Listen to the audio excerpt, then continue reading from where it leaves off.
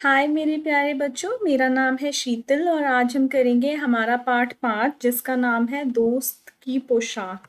दोस्तों, आपको पता होगा आपका मित्र, आपका सखा, ठीक है, उसकी पोशाक, पोशाक यानी कि कपड़े। ठीक है, ये पाठ क्या है, इसके अंदर क्या है, ये सब चीजें हम क्या करेंगे अभी जानेंगे। ठीक है, चलो एक एक करके पाठ को हम पढ़ते हैं और समझते हैं। एक बार नसरुद्दीन अपने बहुत पुराने दोस्त जमाल साहब से मिला।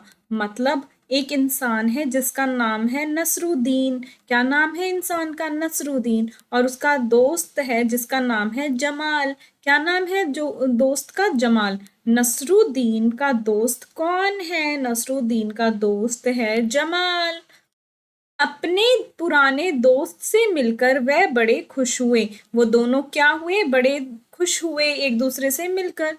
कुछ देर गपशप करने के बाद, यानी कि कुछ देर बातें करने के बाद उन्होंने कहा, चलो दोस्त मोहल्ले में घूम आए। क्या करते हैं? मोहल्ले में, यानी कि गली जो होती है, गली मोहल्ले में घूम आते हैं। जमाल साहब ने जाने से मना कर दिया। जो दोस्त था ना जमाल, उसने जाने से क्या कहा? मना कर दिया और कहा, अपनी इस मामूली सी पोशाक में मैं लोगों से नहीं मिल सकता।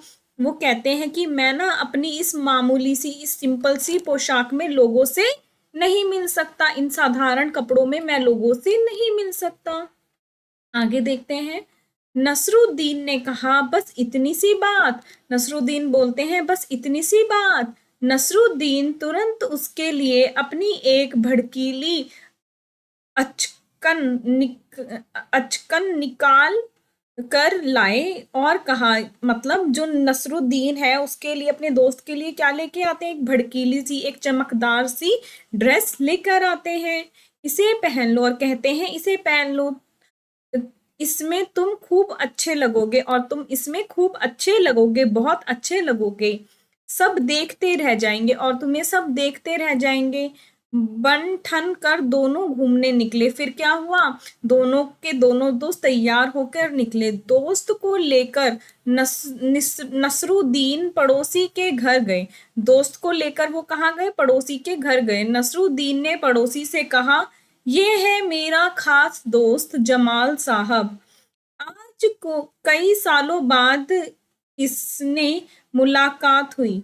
मतलब ये मेरा दोस्त है जिसका नाम क्या है? जमाल है। और इससे काफी सालों बाद क्या हुई है? मुलाकात हुई है, यानी कि इससे काफी सालों बाद मिलना हुआ है। वैसे जो अचकन उन्होंने पहन रखी थी वह मेरी है। वो क्या कहते हैं कि जो इन्होंने कपड़े पहन रखे हैं वो क्या है? वो मेरे हैं। यह सुनकर जमाल साहब पर तो मानो घड़ों पानी पड़ गया। अर्थात उन्हें बड़ा अजीब सा लगा कि उनके दोस्त ने, मतलब पड़ोसी के सामने बोल दिया कि इसने जो पोशाक पहनी हुई है वह मेरी है।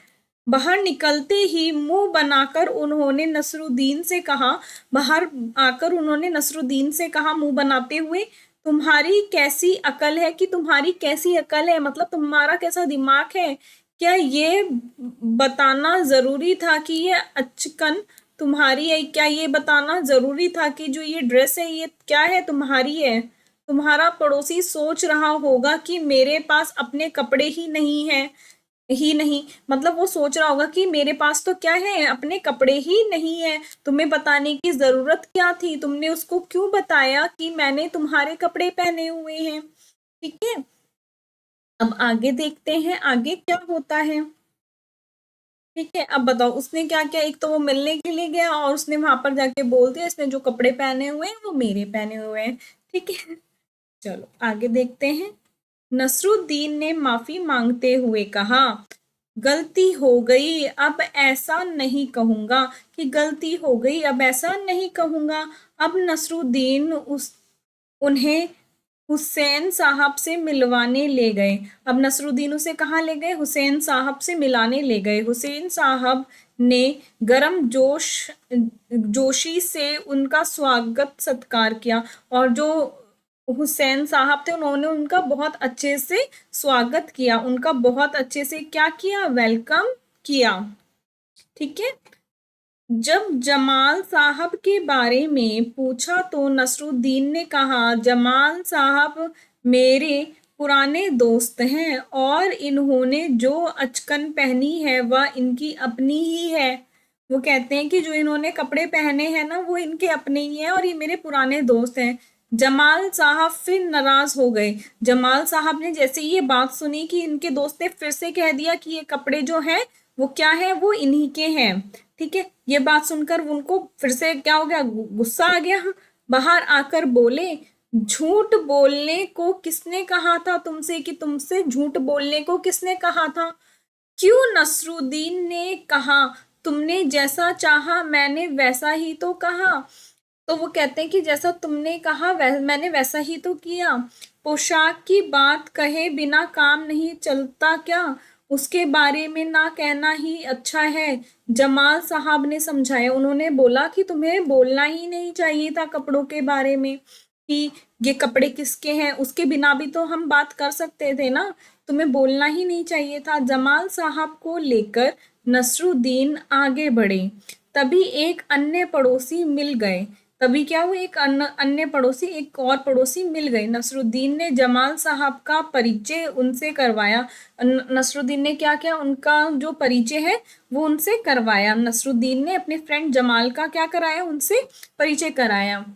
मैं अपना परिचय अपने पुराने दोस्त से करवा दूं, यह है जमाल साहब और उन्होंने जो अचकन पहनी है उसके बारे में मैं चुप ही रहूं तो अच्छा है। और वो क्या कहते हैं, जो इन्होंने अचकन पहनी है उसके बारे में मैं कुछ बोलूं ना, यही अच्छा है। सबसे पहले देखो क्या होता है, देखो जो उनका फ्रेंड है ना नसरुद्दीन का जो फ्रेंड, नसरुद्दीन जो है उनका जो फ्रेंड है वो कौन है, जमाल है। ठीक है, ये दोनों क्या डिसाइड करते हैं कि घूमने का डिसाइड करते हैं।